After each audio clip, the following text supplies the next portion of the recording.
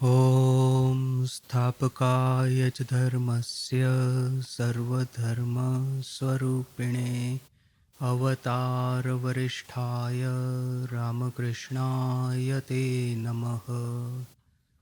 श्री माँ शारदा देवी का जीवन स्वामी गंभीरानंद जी महाराज द्वारा लिखित भार समर्पण इस चैप्टर का पाठ कर रहे हैं।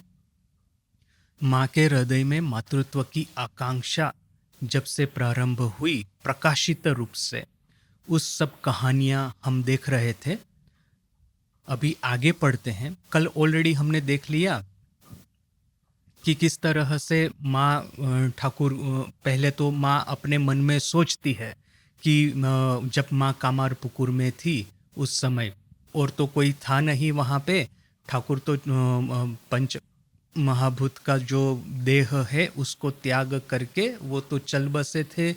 यहाँ पे माँ अकेली है कामारपुकुर में और फिर वो सोच रही थी जैसे कि कोई भी स्त्री के मन में होता है कि अभी तो मैं अकेली हूँ, मेरी केयर करने वाला भी कोई नहीं है, पति भी नहीं है, पुत्र भी नहीं है, तो फिर अभी मेरे साथ में क्या होगा। यह एक सामान्य एक जनरल थिंकिंग जो है कोई भी स्त्री के मन में आ सकता है। तो वैसे ही माँ के मन में भी हुआ था। किंतु साथ साथ में ही देखिए कि जब ठाकुर ने आकर के एक दिन दर्शन देकर के कहा कि भाबछो केनो, चिंता क्यों कर रही हो, तुमी एकटी छेले चाচ্ছো, आमी তোমাকে এই সব रत्नो छेले दिए गेलुम। तुम एक पुत्र एक संतान की इच्छा कर रही हो, मैं तुमको यह सब रत्न संतान देके गया हूँ। काले कतोलो के तुम्हा के माँ माँ बोले डाकबे। एक समय आएगा कितने ही भक्त संतान तुम्हारे पास में आएंगे माँ माँ पुकारते पुकारते। तो फिर आखिर में हुआ भी सही। ठाकुर की यह भविष्यवाणी किस तरह से फुलफिल हुई थी भविष्य में, उसकी तो हमने कुछ कुछ कहानियां देखी ही देखी।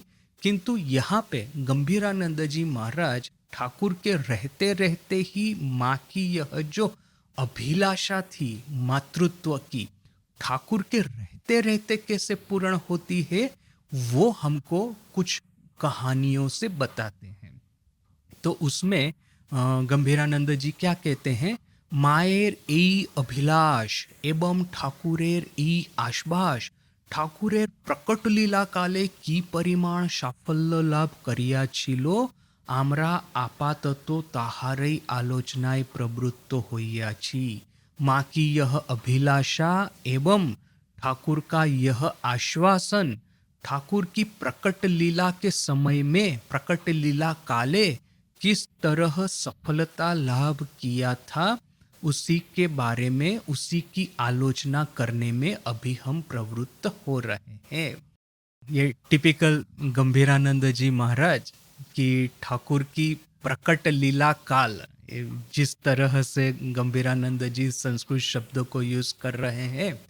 प्रकट लीला काल अर्थात कि एक तो है कि अदृश्य लीला, अप्रकट लीला, जबकि ठाकुर की महासमाधि हुई और वो भक्तों के हृदय में रह करके वो जिस तरह से लीला कर रहे थे वो एक, और वो है कि एक प्रकट लीला काल अर्थात कि जबकि वो पंच महाभूत के देह में रह करके लीला कर रहे थे। तो ये एक है प्रकट लीला काल, एक है अप्रकट लीला काल। देखिए यह सब शब्दों का इस शब्दों को लेकर के हम इतना चिंतन क्यों करते हैं। सीधा सीधी कह सकते हैं कि ठाकुर के महासमाधि के पहले की लीला और ठाकुर की महासमाधि के बाद की लीला, इतना तो एक सहज सरल रूप से कह ही सकते हैं।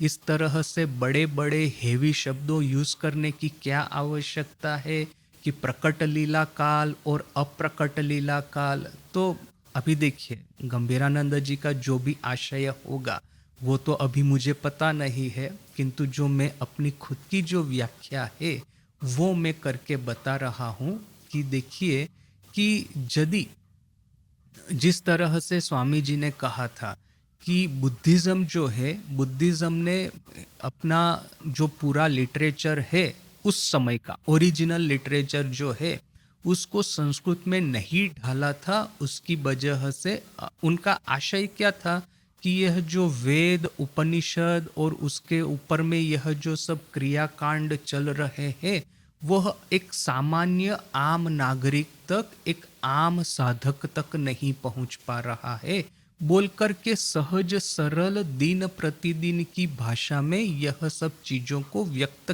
किया जाए, बोल करके ओरिजिनल उस समय की जो लैंग्वेजेस थी, माने प्रचलित लैंग्वेजेस थी, उसमें भगवान बुद्ध के ओरिजिनल मैसेजेस को रखा गया था। किंतु फिर स्वामी जी कहते हैं कि वैसे तो बुद्धिज्म का भारत में से जाना, उसके पीछे में बहुत सारे रीजंस कारणभूत थे, किंतु एक रीजन यह भी था कि जैसे स्वामी जी स्वयं कहते हैं कि इस बुद्ध भगवान के मैसेज को संस्कृत में नहीं रखा गया था, ओरिजिनल मैसेज को, बोल करके बुद्धिज्म को भारत से जाना पड़ा। तो अभी देखिए कि एक और तो स्वामी जी यह बात कहते हैं कि संस्कृत का बहुल परिमाण ने विशद माने ज्यादातर इस्तेमाल संस्कृत का नहीं किया गया, विस्तृत इस्तेमाल नहीं किया गया, बोल करके बुद्धिज्म का भारत में से लोप हुआ, क्योंकि भारत में जो धार्मिक साहित्य है हमेशा संस्कृत के आधार पर ही बना रहा है। अभी यही स्वामी विवेकानंद को पता है कि उनका खुद का जो वाणी और रचना है वो आइधर इंग्लिश में है या तो बंगाली में है। ठाकुर की जीवनी जो कि उन्होंने शरद महाराज को लिखने के लिए प्रेरित किया था वो भी बंगाली में ही होने वाली थी, और फिर यह जो मास्टर महाशय कथामृत की रचना कर रहे थे वो भी इनिशियली इंग्लिश और बाद में बंगाली में प्रस्तुत हुआ था। तो इवन रामकृष्ण संघ में ठाकुर, माँ, स्वामी जी तीनों की जो जीवन और वाणी है वो कुछ भी उसमें से संस्कृत में नहीं था। हाँ, स्वामी जी ने कुछ कुछ संस्कृत श्लोकों की, स्तोत्रों की रचना की है, एक दो संस्कृत लेटर भी लिखे हैं, but that is nowhere near to कि उनकी क्या एक्सपेक्टेशन है। तो यह जो एक कॉन्सेप्ट है कि संस्कृत के आधार पर ही अपना साहित्य होना चाहिए, धार्मिक साहित्य, तभी वो भारत में लंबे समय तक चलेगा, वो एक है। दूसरा है कि यदि संस्कृत में रखेंगे तो आम नागरिक जो है, एक आम साधक जो है वो उसको नहीं समझ पाएगा। तो यह दो कन्फ्लिक्ट जब इकट्ठा होते हैं तब यहाँ पे शरद महाराज ने खास करके एक क्या सॉल्यूशन खोज निकाला है, साधु बांग्ला में पूरा लीला प्रसंग लिखना। स्वामी जी की जो चलित बांग्ला जो है, खास करके हम स्वामी शिष्य संवाद में या तो फिर स्वामी जी जो अपने गुरु भाइयों को पत्र लिखते हैं उसमें जो देखते हैं वो एकदम, जिसको हम बम्बैया हिंदी कहते हैं, एक तो साहित्यिक हिंदी होगा, दूसरा एक बम्बैया हिंदी होगा। अर्थात कि ये जो बॉलीवुड की जो मूवीज में जिस तरह का वो जो सड़क छाप हिंदी बोला जाता है, यहाँ पे स्वामी जी के बंगाली की अपमान करने का कोई आशय नहीं है, सड़क छाप ऐसा कोई उनको निम्न दिखाने का आशय नहीं है। बात वही है कि वो जो चलती बांग्ला थी उस समय की, कलकत्ता की गलियों की, कलकत्ता के ये यंग लोगों की, वो चलती बांग्ला में स्वामी जी ने बहुत सारी बातें कही हैं। और कुछ कुछ पैसेजेस जो है जो कि हमारी दृष्टि में एकदम आ जाते हैं। स्वामी शिष्य संवाद में ही मोस्ट प्रोबेबली यह घटना है कि एक लड़का आया स्वामी जी के पास में, वो कहता है कि साधु होना है। तो स्वामी जी पूछते हैं कि क्यों, तुमको शादी वादी नहीं करनी क्या, तुमको लड़की पसंद नहीं हुई क्या, ये जो घड़ी की चेन, ये सब जो लेना देना जो है वह सब क्या तुमको पसंद नहीं आया क्या।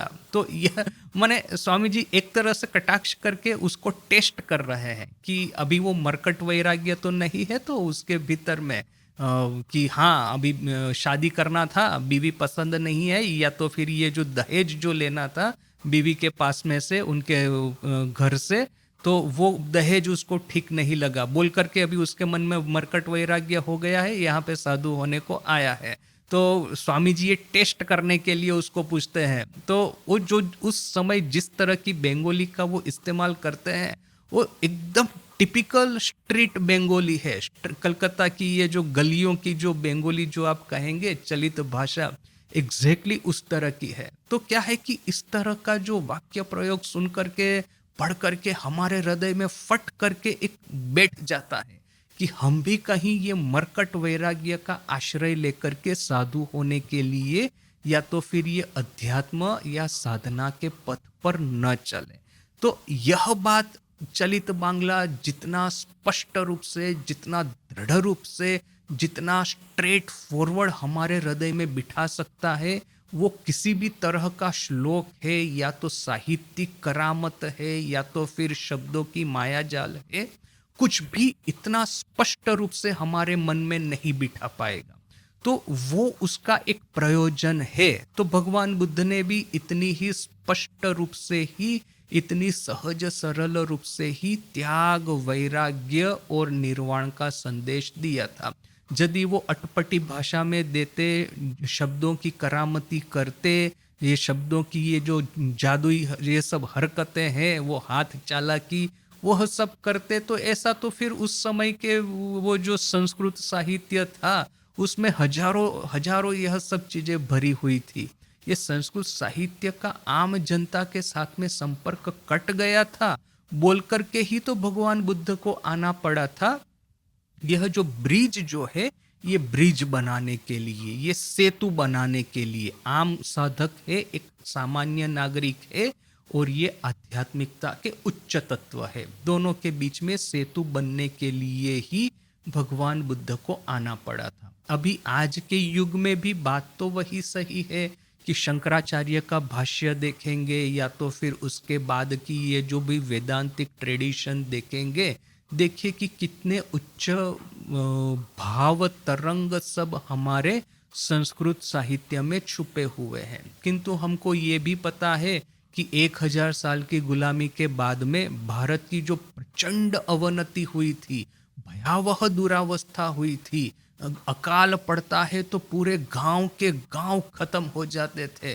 तो वह जो भयानक भयानक दुष्परिस्थिति भारत में चल रही थी, तो उसका यह जो उपनिषदों, उनकी व्याख्या, उसके बाद में ये प्रकरण ग्रंथ, यह सब का भारत की जनता के साथ में संपूर्ण रूप से विच्छेद हो गया था। तो इन दोनों के बीच में सेतु बनने के लिए श्री रामकृष्ण का अवतरण हुआ, और श्री रामकृष्ण ने फिर से वही सहज सरल बंगाली भाषा में लोगों को उसी जो उच्च तत्व है उसका उपदेश दिया।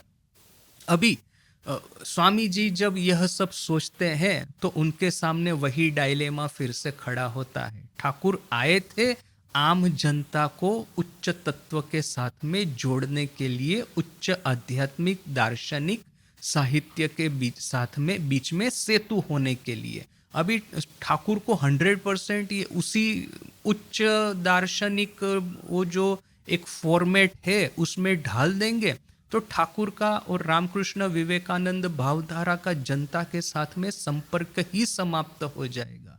तो फिर अभी करना क्या है? What is the middle ground? तो मिडल ग्राउंड जैसे कि ये शरद महाराज का लीला प्रसंग है कि उसमें उन्होंने लिखा तो बंगाली में है, किंतु यह जो शब्द प्रयोग है ऑलमोस्ट संस्कृत साहित्य के ही उन्होंने किए हैं। जिससे कि क्या होगा, एक समय जब आएगा भारत में संस्कृत साहित्य का विस्तृत प्रचार होना शुरू होगा।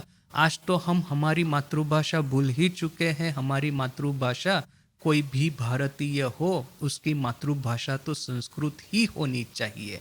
तो हम लोग अपनी भाषा ही विस्मरित हो चुके हैं। संस्कृत हम सभी लोग शायद पढ़ते होंगे तो भी वो ऊपर ऊपर से थोड़ा बहुत 1-2 शब्द हमको समझ में आ जाते होंगे, तो बस वही तक है। संस्कृत के जो शब्द हमारी वर्नेक्युलर लैंग्वेजेस में जो चलते हैं, हमारी यह जो स्टेट लैंग्वेजेस जो है आजकल की, उसमें जो चलते हैं वही शब्द हमको समझ में आएंगे। तो अभी क्या है कि भविष्य का एक नया भारत का गठन होगा, जबकि यह इंग्लिश की बजाय संस्कृत एक यूनिवर्सल लैंग्वेज रहेगी। हमारे जितने भी भारतीय विद्यार्थी गण है वही संस्कृत में ही ये कंप्यूटर प्रोग्रामिंग करेंगे, संस्कृत में ही आर्टिफिशियल इंटेलिजेंस डेवलप करेंगे, संस्कृत में ही ये मैसेज लिख करके चांद पे ये जो मंगल ग्रह है उसके ऊपर में भेजेंगे। यह जो एक स्वामी जी का एक विजन था, स्वामी जी का नहीं था, मेरा ही है, क्योंकि स्वामी जी के समय में एआई तो था नहीं, किंतु खैर स्वामी जी के विजन के ही पैरेलल में इस तरह से सोच रहा हूँ कि आज हायर एजुकेशन की लैंग्वेज है इंग्लिश। यदि आपको कोई भी हायर एजुकेशन का फील्ड है, वो चाहे वो आपको मैनेजमेंट है, न कि चाहे आपका इंजीनियरिंग है, सिविल डिप्लोमा, सिविल इंजीनियरिंग, न मैकेनिकल इंजीनियरिंग, न इलेक्ट्रिकल इंजीनियरिंग, न कि ये फिजिक्स, न ये मेडिकल साइंस, कोई भी साइंस है, कोई भी टेक्नोलॉजिकल इंजीनियरिंग ब्रांच है, आपको यदि उसमें आपको आगे बढ़ना है तो बिना इंग्लिश का सहारा लिए आप आगे नहीं बढ़ सकते। क्यों? क्योंकि पिछले अब ये रेनेसा जब से आया है, अब 13th-14th सेंचुरी से प्रारंभ करके कहे तो up to our present age, पिछले 600-700 सालों से जो भी साइंटिफिक टेक्नोलॉजिकल डेवलपमेंट हुआ है वो सब वेस्टर्न कंट्रीज में ही हुआ है बोल करके वेस्टर्न लैंग्वेजेस जो है वो हमको सीखने की आवश्यकता पड़ गई है। किंतु एक समय भी ऐसा आएगा कि यह जो टॉर्च है सिविलाइजेशन की, ये जो वैनगार्ड जो है सिविलाइजेशन के, वो सब भारत में होंगे। ये जो cutting edge research and development Bharat में होगा और वो भी होगा संस्कृत भाषा में। तो वह समय जब आएगा, क्योंकि क्या है कि देखिए अभी आज के युग में बहुत सारे लोग बोलते हैं कि संस्कृत को पॉपुलर करो, संस्कृत का प्रचार करो। हमारे यहाँ पे भी आश्रम में संस्कृत के क्लासेस चलते हैं, किंतु संस्कृत के क्लासेस में इंटरेस्टेड कौन है? जो कुछ रिटायर्ड लोग हैं, जो कि अच्छी पोजीशन से रिटायर हुए हैं, घर वगैरह सब सेटल हो गया है, वो जो बच्चे वगैरह है उन्होंने अपनी अपनी रिस्पॉन्सिबिलिटीज ले ली है, तो बोल करके अभी उनके पास में फ्री टाइम है तो ये लोग सोचते हैं चलो अभी थोड़ा बहुत स्पोकन संस्कृत कर ले, उसका थोड़ा स्टडी कर ले, बोल करके वे लोग आते हैं। किंतु ये जो यंगर जनरेशन जो है, वाइड स्प्रेड उसको यूज करना, उसका संस्कृत का प्रचार करना है, तो तभी होगा जबकि संस्कृत को इकोनॉमिक अपॉर्चुनिटी के साथ में कनेक्ट किया जाए। जब तक यह नहीं होगा तब तक संस्कृत का प्रचार प्रसार ज्यादा होने वाला नहीं है। तो यदि हम यह एम रखें कि हाँ इंग्लिश आज जितना एसेंशियल है for the sake of higher learning, for the sake of economical opportunities, उतना ही इम्पोर्टेंट संस्कृत का हो, तो फिर संस्कृत में यह सब साइंस, टेक्नोलॉजी, इनोवेशन यह सब डालना होगा, तभी यह बात संभव हो पाएगी कि संस्कृत का वाइड स्प्रेड उसका प्रचार हो। यह मेरा एक विजन है। मान लीजिए कि यदि यह संभव नहीं है तो इन दैट केस स्पिरिचुअलिटी जो है, रिलीजन जो है, उसमें तो एब्सोल्यूट संस्कृत का होल्ड होना ही चाहिए। तो इससे होगा क्या कि अब जितने भी धर्म है, जितने भी ये रिलीजियस स्कूल्स है, जितनी भी साधन पद्धतियां है, वो सब अभी अपने अपने विभिन्न क्षेत्रों में, विभिन्न परिस्थितियों में, विभिन्न जगहों पे, विभिन्न साधकों, विभिन्न इंस्टीट्यूशंस में बटी हुई है। रामकृष्ण मिशन या तो फिर रामकृष्ण विवेकानंद भावधारा, यह जो हम लोग ये सभी जो जितनी भी रिलीजियस स्कूल से, रिलीजियस दार्शनिक पद्धतियां हैं, उन सबको सिंथेसाइज करके एक साइंस ऑफ स्पिरिचुअलिटी यदि डेवलप करे। आज से 700 साल पहले फिजिक्स जो था वो बेसिकली एक तरह की मेटाफिजिक्स ही था, एक तरह की सुपरस्टिशियस सेट ऑफ बिलीफ्स ही था। इसके बाद में किंतु एवर सिंस रेनेसा फिजिक्स को साइंटिफिक बेसिस पे रखा गया। आज हम देखेंगे कि धर्म में बहुत सारा कुछ एक तरह की मान्यता, अंधश्रद्धा, अंधविश्वास इस तरह, और या तो फिर ये लोकल जो देश काल पात्र रिलेटेड जो कस्टम है उसी के ऊपर में आधारित है, एक यूनिवर्सल फ्रेमवर्क नहीं है। तो यदि एक universal framework of spiritual science ये रेडी किया जाए और ये यदि संस्कृत भाषा में हो, तो फिर ये एक दूसरा इंसेंटिव बनता है कि यदि आपको कैरियर बनानी है तो भले चाहे इंग्लिश का इस्तेमाल कीजिए, किंतु यदि आपको स्पिरिचुअल होना है तो आपको बिना संस्कृत का स्टडी किए हुए नहीं चलेगा। तो ये जो ह्यूमैनिटी के जो दो एसेंशियल एस्पेक्ट है, एक तो है अपना इनर एस्पेक्ट, दूसरा है एक्सटर्नल एस्पेक्ट, या तो फिर जैसे ठाकुर माँ स्वामी जी की फ्रेमवर्क में हम लोग कहते हैं, एक तो है कॉन्शियसनेस एस्पेक्ट, दूसरा है कम्युनिटी एस्पेक्ट और तीसरा है सिविलाइजेशनल एस्पेक्ट। तो सिविलाइजेशनल एस्पेक्ट को स्टडी करने के लिए, उसमें कंट्रीब्यूट करने के लिए भले ही चाहे आप इंग्लिश का इस्तेमाल करें, किंतु जहाँ तक ये स्पिरिचुअल और कम्युनिटी एस्पेक्ट है उसको स्टडी, उसमें आगे जाने के लिए, अब कम्युनिटी एस्पेक्ट को आप यदि अपनी वर्नाक्यूलर लैंग्वेज के साथ में जोड़ते हैं तो फिर एटलीस्ट स्पिरिचुअल एस्पेक्ट के साथ में संस्कृत बहुत ही गहन रूप से जुड़ा होना चाहिए। देखिए, 3 एस्पेक्ट है, आप 3 लैंग्वेज में उसको एक्सप्रेस कर सकते हैं। Spirituality has to be expressed और अंडरस्टूड बाय संस्कृत। संस्कृत के माध्यम से ही हमारी आध्यात्मिक यात्रा को समझा जा सकता है। अपनी ये जो कम्युनिटी लाइफ है, अपनी ये जो फैमिली लाइफ है, उसको हमारी जो भी ये जो वर्नाक्यूलर लैंग्वेजेस है, गुजराती, बंगाली, तमिल, तेलुगु वगैरह, उसके माध्यम से आप उसको एक्सप्रेस कर सकते हैं, पार्टिसिपेट कर सकते हैं। और सिविलाइजेशनल अंडरस्टैंडिंग के लिए है इंग्लिश। तो ये 3 एस्पेक्ट और 3 लैंग्वेज, इस अर्थ में हमको संस्कृत को एक एसेंशियल स्पिरिचुअल लैंग्वेज बनाना होगा। यदि यह हमारा भविष्य का विजन है, यदि यह हमारा भविष्य का एक आइडिया और प्लान है, तो देखिए कि किस तरह से शरत महाराज, स्वामी शारदानंद जी ने जो लीला प्रसंग लिखी है, और किस तरह से गंभीरानंद जी ने ये युग नायक और माँ की जीवनी लिखी है। यह तीनों किताबें हैं, वो भविष्य की चिंता करके यह बनी है। अभी तो लिखा गया है उसको वर्नाक्यूलर बंगाली लैंग्वेज में, जिससे कि बंगाली जो लोग हैं उसको इजीली समझ पाए, किंतु इसमें इस तरह के शब्दों का प्रयोग किया गया है जो कि इतने संस्कृत बेस है कि जब आप उसको संस्कृत में ट्रांसलेट करने का प्रयास करेंगे, संस्कृत में ट्रांसलेट करने का प्रारंभ करेंगे, तब आप देखेंगे कि इसी शब्दों को एज इट इज उठा करके आप यूज कर सके। उसके बाद में आपको कोई टेंशन लेने की जरूरत नहीं है कि यह जो टेक्निकल वर्ड यहाँ पे इस तरह से शब्द प्रयोग किया गया है तो इसका ट्रांसलेशन किस तरह से करें। जितने भी टेक्निकल वर्ड्स है ऑलरेडी संस्कृताइज ही किए गए हैं, आपको बस ये वर्ब वगैरह जो है उसी को संस्कृताइज करना है।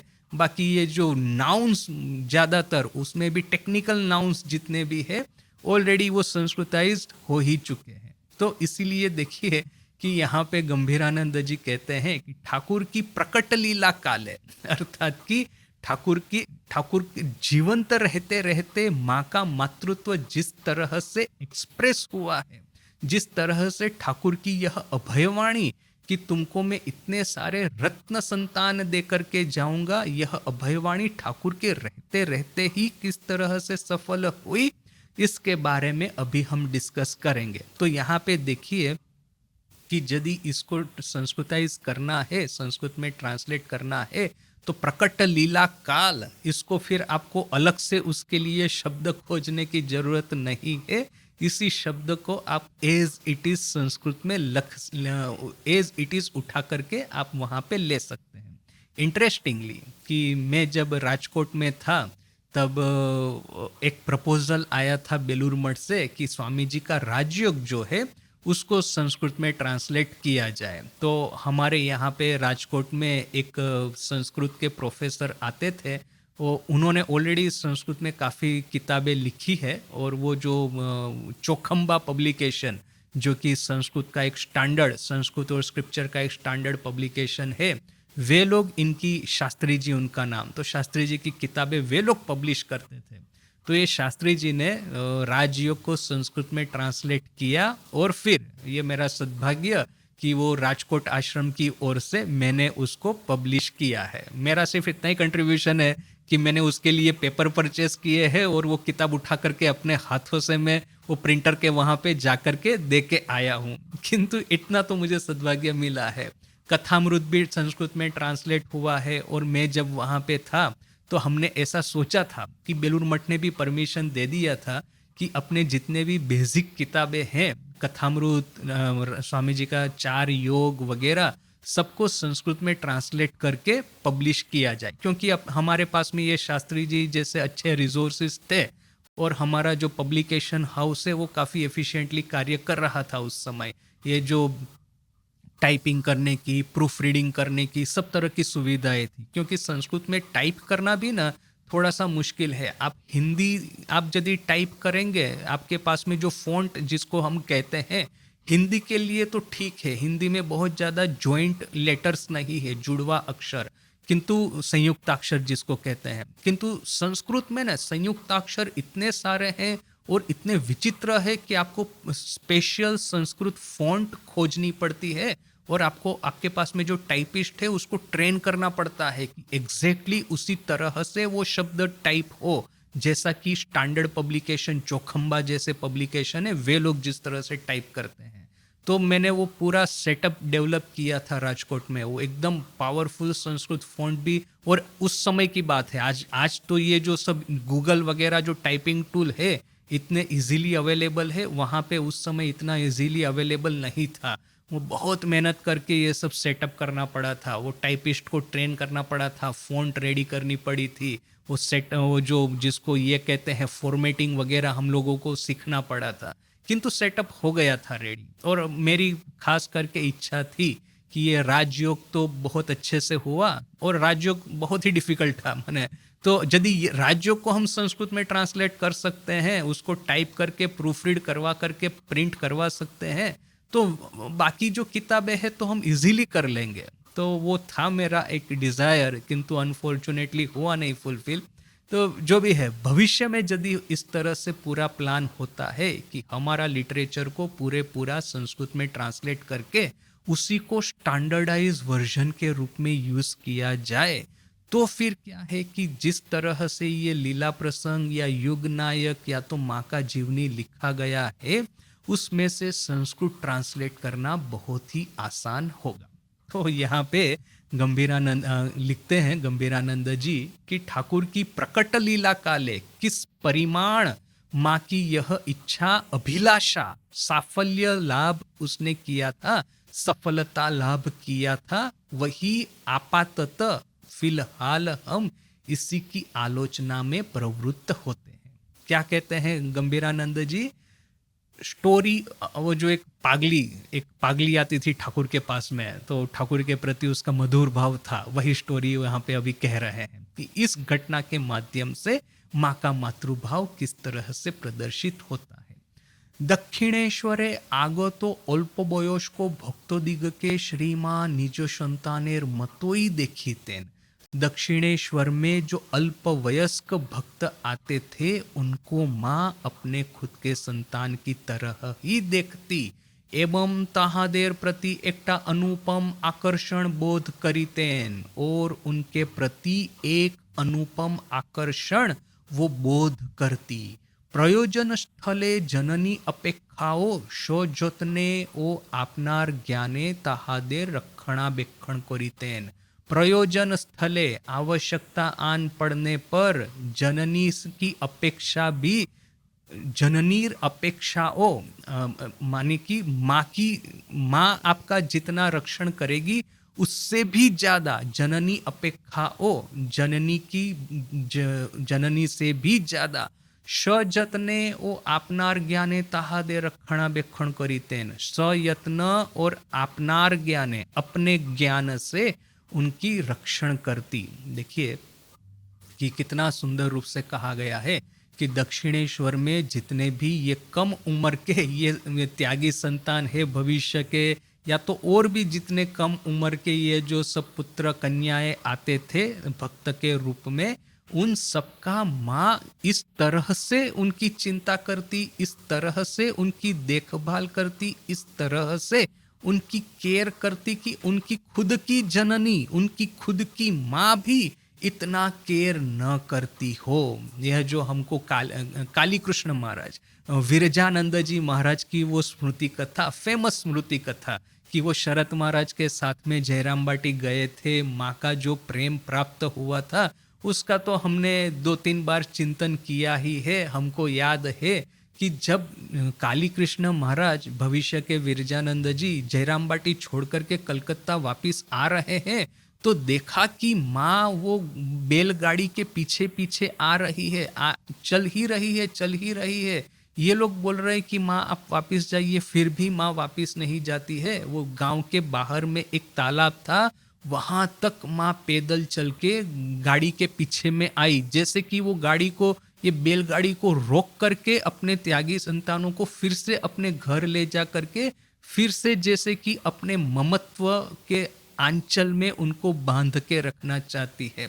तो माँ की आंखों में से आंसू निकल रहे हैं। वहां पे वो जो बैलगाड़ी में ये जो विरजानंद जी बैठे हैं उनकी आंखों से आंसू निकल रहे हैं। फिर जब वो तालाब के पास में आकर के माँ खड़ी रह गई और अभी नहीं चल पा रही है, वृद्ध शरीर था, बहुत ज्यादा तो चल नहीं पाएगी, और ये गाड़ी जब जा रही है, दूर से दूर जा रही है, तो फिर काली कृष्ण महाराज उस समय सोचते हैं कि माँ के बारे में सुना तो था, किंतु माँ यह इस तरह की माँ कि जो कि मेरी खुद की माँ, मेरी खुद की जो गर्भधारिणी जननी है, उससे भी इतना ज्यादा प्रेम मुझे कर सकती है, यह तो मैंने सपने में भी नहीं सोचा था।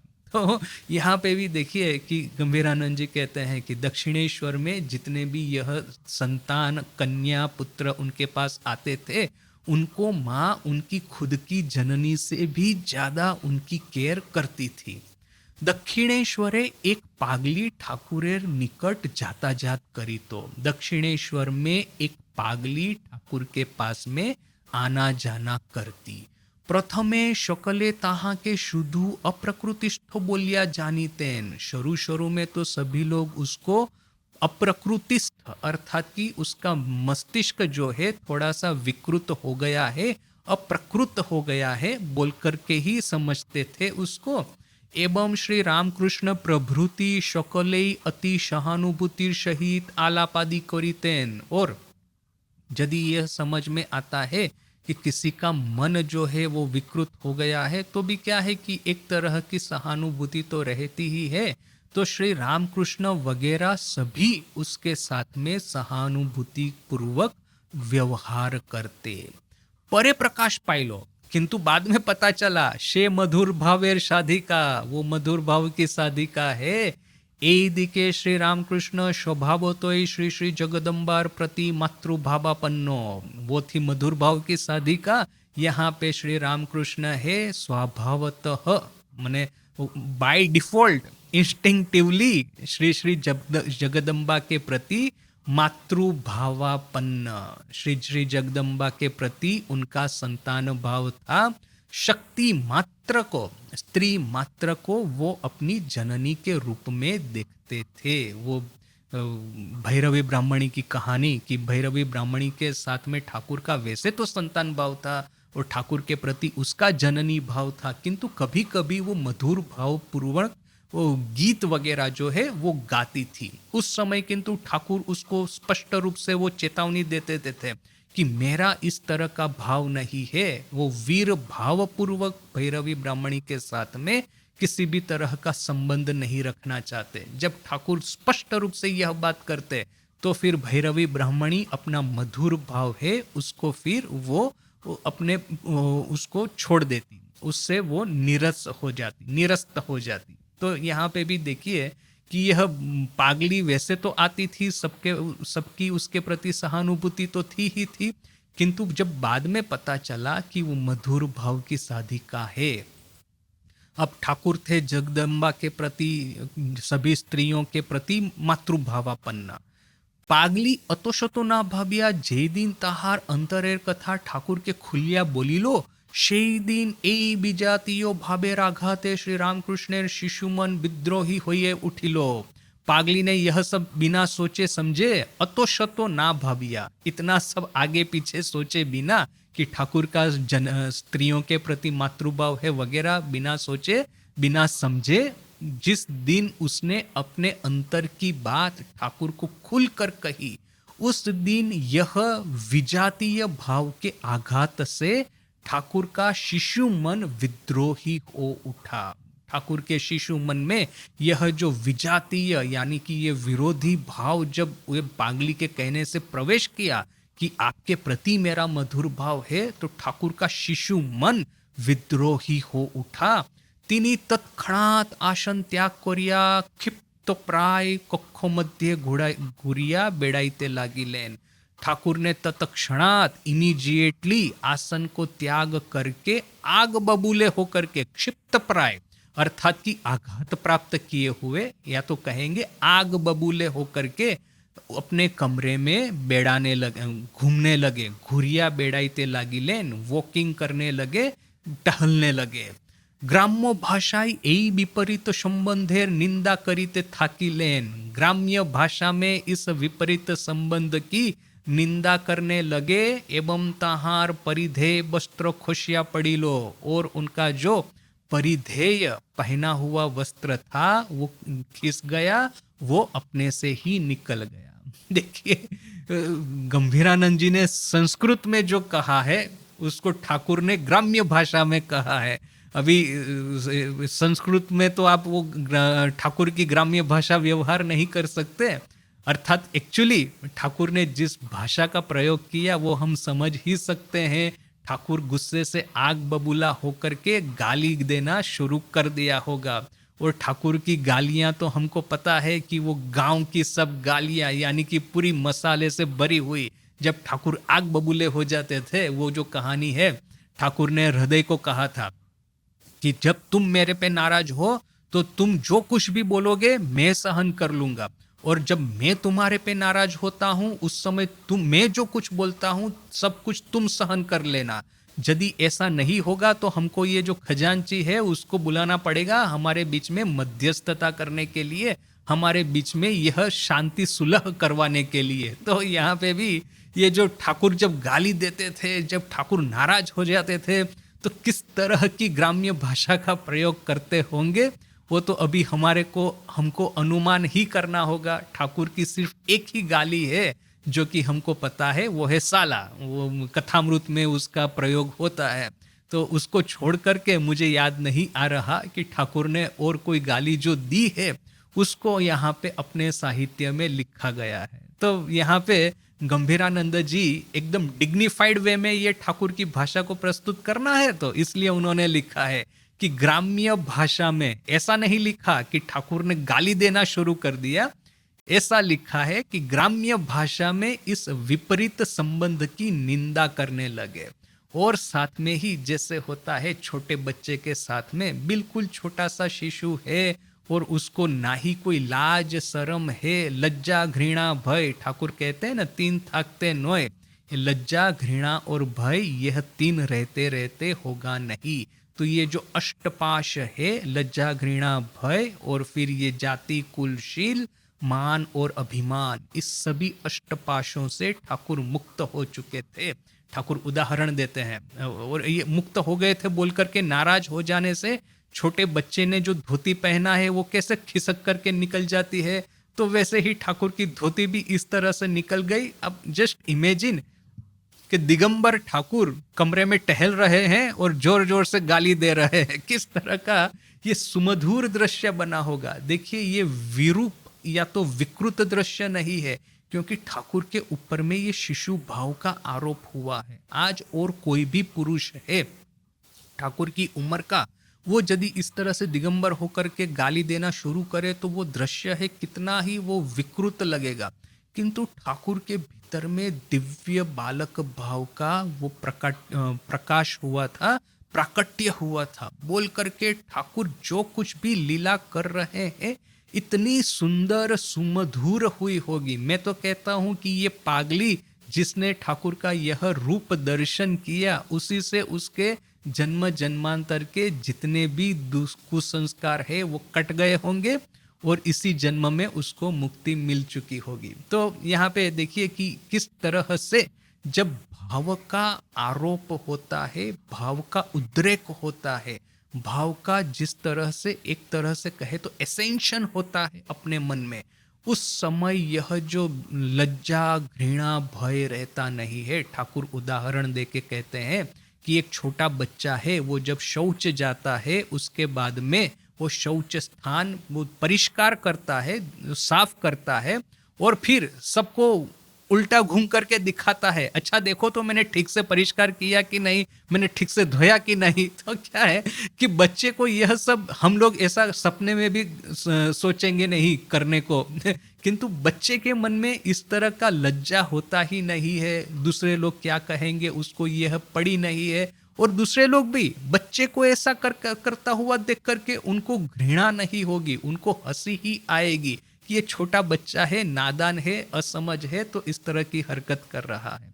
तो वैसे ही ये एकदम छोटे बच्चे का शिशु सरल स्वच्छ मन का, सुपवित्र मन का शिशु बालक, यही भाव ठाकुर के ऊपर में उस समय जैसे कि आसीन हो गया, आग बबूले हो गए, वो ग्राम्य भाषा में गाली देना शुरू कर दिया, और उनके जो परिधेय वस्त्र था, जो धोती पहनी हुई थी, वो खिसक करके गिर गई। श्री माँ नहबत होइते शबई सुनीते छिलेन। माँ नहबत में से सब कुछ सुन रही थी। कन्नार अपमाने लज्जाए मरिया गया तिनी गोलाप माँ के बोली लेन। कन्या के अपमान से लज्जा से मर करके उन्होंने गोलाप माँ को कहा। देखिए, आप किसी भी स्त्री के सामने इस तरह से दिगंबर होना और इस तरह से एकदम गंदी गालियां देना, ये तो किसी भी स्त्री का अपमान ही है। अभी हमको तो पता है कि ठाकुर तो दिव्य भाव में आसित दिव्य बालक है, वो जिसके सामने इस तरह की लीला करेंगे उसका तो माने उसकी 7 पीढ़ियां धन्य हो जाएगी। सभी लोग उसको आगे पीछे जितने भी है 7 पीढ़ी उसको मुक्ति प्राप्त हो जाएगी, हमको तो ये स्पष्ट पता है। किंतु देखिए, माँ का तो यह सब लोगों के प्रति जननी भाव था ना, मातृभाव था। वो जब ठाकुर दिगंबर होकर के अपनी कन्या के सामने उसी को गाली देते हुए घूमे, तो माँ से किस तरह से यह सहन होगा। तो इसलिए वो लज्जा से शर्मिंदा होकर के उन्होंने गोलाप माँ को कहा, देखो तो সে যদি অবিবেচনার কথা বলেই থাকে তো আমার কাছে পাঠিয়ে দিলেই তো হয়।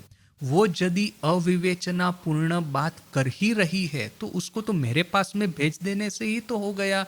पागली जब उटपटांग बातें करती है, मैंने मैंने जो विपरीत भाव की बात करती है, मधुर भाव की, तो ज्यादा से ज्यादा ठाकुर को क्या करना था? वही करना था कि जाओ माँ के पास में नहबत में बैठी है माँ, जाओ जाकर के उसके साथ में बात करो। ऐसा करके उसको तो भगा ही देना था वहां से। उसके सामने दिगंबर होकर के गाली फाली देने की क्या जरूरत है?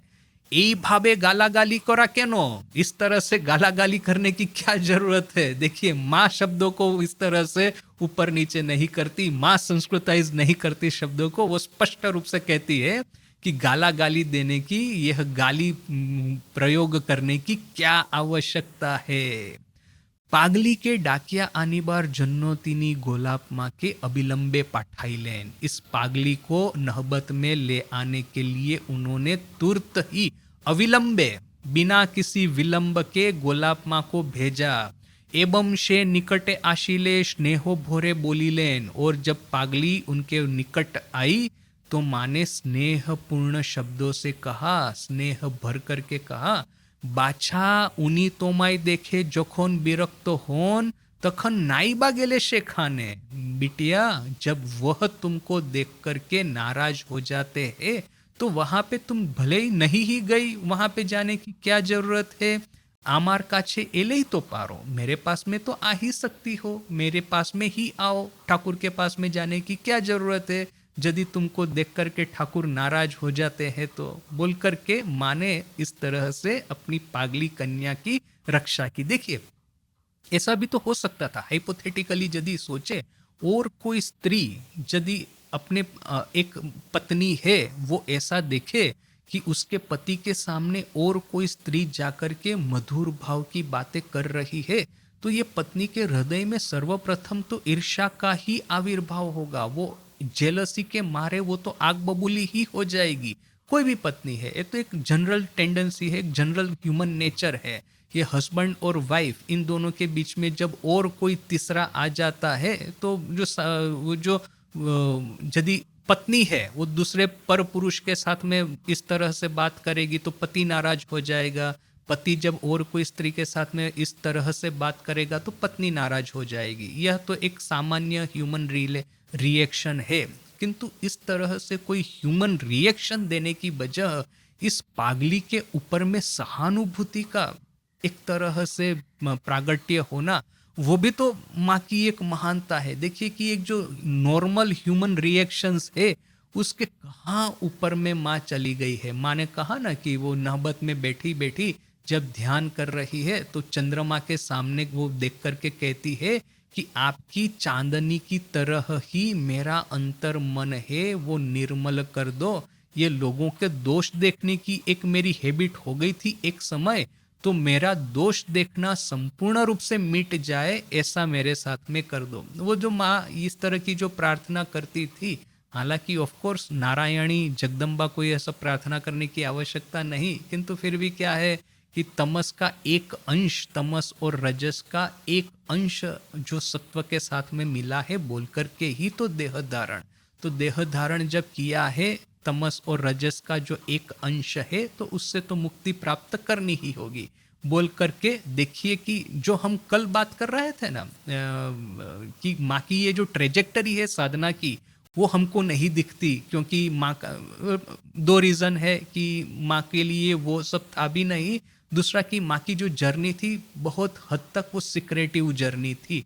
ठाकुर ने और इवन माँ ने भी इसके बारे में बहुत ज़्यादा कुछ नहीं कहा, किंतु यह दो घटनाओं को पास पास में रखने से हमको स्पष्ट समझ में आता है कि एक समय तो था, माँ अपने मुंह से स्वीकार करती है कि लोगों को दोष देखने की, लोगों के दोष गुनने की मेरी हैबिट हो गई थी। फिर इस तरह से प्रार्थना करके करके यह हैबिट जो है मेरी वो चली गई थी। तो जब से माँ, एक समय था कि दोष देख रही थी माँ, फिर एक समय आया कि माँ ने प्रार्थना की दोष दृष्टि दूर करने के लिए, और फिर एक समय ऐसा आया कि एक स्त्री उनके पति के सामने जाकर के मधुर भाव की बातें करती है तो उसका दोष देखने की वजह, उसके ऊपर में नाराज होने की वजह, उसके प्रति ईर्ष्यान्वित होने की वजह माँ का उसके प्रति मातृभाव ही प्रकट होता है। तो यह एक जर्नी हमको माँ की दिखाई देती है। इसके बाद की जो कहानी है अभी हम नेक्स्ट क्लास में देखेंगे। ओम शांति शांति शांति। हरि ओम तत्सत। श्री राम कृष्णार्पणमस्तु।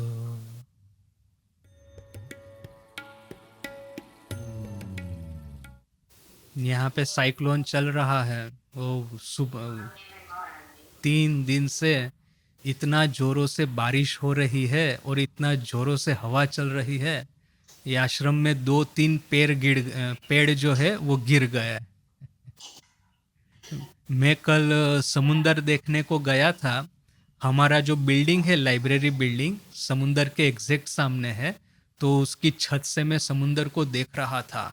और मैं तो प्रतिदिन समुंदर को देखता हूँ, तो आप किनारे पे आएंगे तो सब वो लहरें दिखाई देगी, किंतु आज जितना दूर जाएंगे ना समुंदर एकदम शांत स्थिर दिखेगा।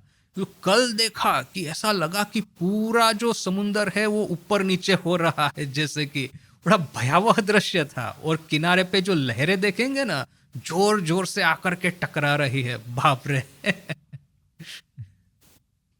किंतु एक बात है, वो जैसे वो योगी लोग जो स्मशान में बैठ के ध्यान करते हैं ना, तो वे लोग है ना प्रकृति के इस तरह के रुद्र रूप की ही कल्पना करते हैं। तो मैं भी आज सुबह को ऐसा ध्यान करने के समय ये जो आवाज तो आएगी जोर जोर से, पेड़ जो है उसके भीतर में से जो हवा चल रही है, तो वो भयानक आवाज, वो फिर ये गर्जन हो रहा है बादलों का, तो वो आवाज जो आ रही थी ना, भयावह आवाज, मैंने सोचा उसी पे ध्यान किया जाए, देखते अच्छा लगेगा।